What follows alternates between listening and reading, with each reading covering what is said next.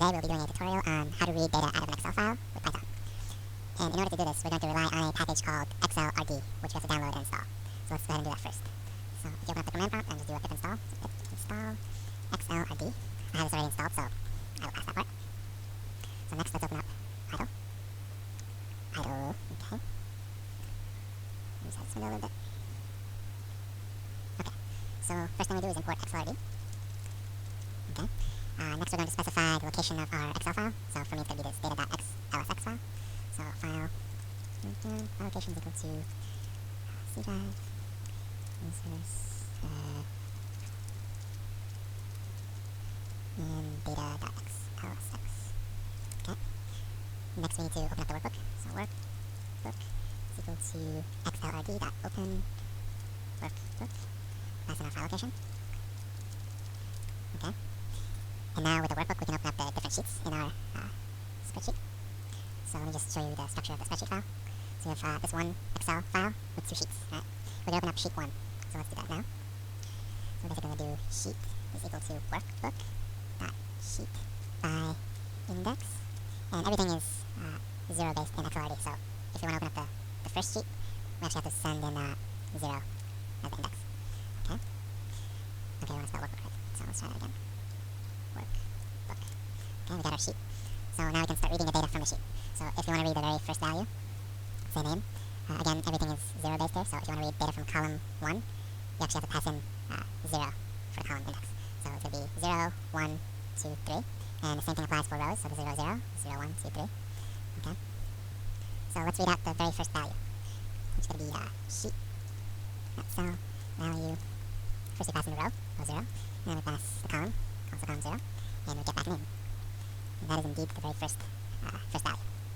So something that's very useful is if you want to know how many rows and columns a sheet has, so you can count all the rows and all the columns, you can actually do something like sheet.nRows, so that's number of rows, 4. And we can also do the same thing for columns, so sheet.nCols, and we get 3 columns.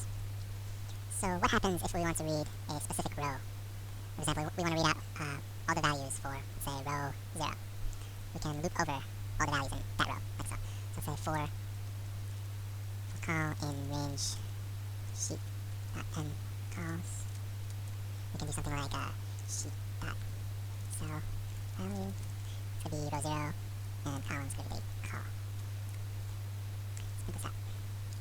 Oops. Print.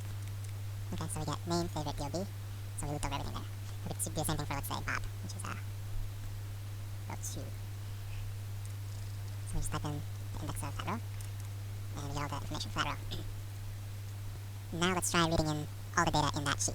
We can actually do that with list comprehension. So we'll do something like data is equal to, well actually this could be 2 list comprehensions going on here, but we can file 1. So we can do sheet.cell value RC for C in range sheet.nCols. Okay. And then 4 are in range sheet.nRows. Okay. So what we get back is going to be a list of lists. So we check the type of data, it's a list. And if you want to read the value, the first value of the sheet, we could do something like data 0, 0. Again, we get name. If you want to read, let's see, Alice's date of birth, we would do 0, 1, and then 0, 1, 2. So 1, 2. Let's try that. Data 1, 2. Okay, this is actually XLRD's way of representing dates. So we actually would have to check what kind of value is in this field, and then we can convert this into the proper format. So let's just do that next. So how would we check if the field has a date?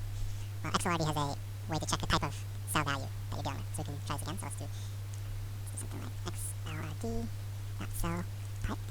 Oops. Okay. Oh, my bad. It's supposed to be sheet. So sheet. 2 given.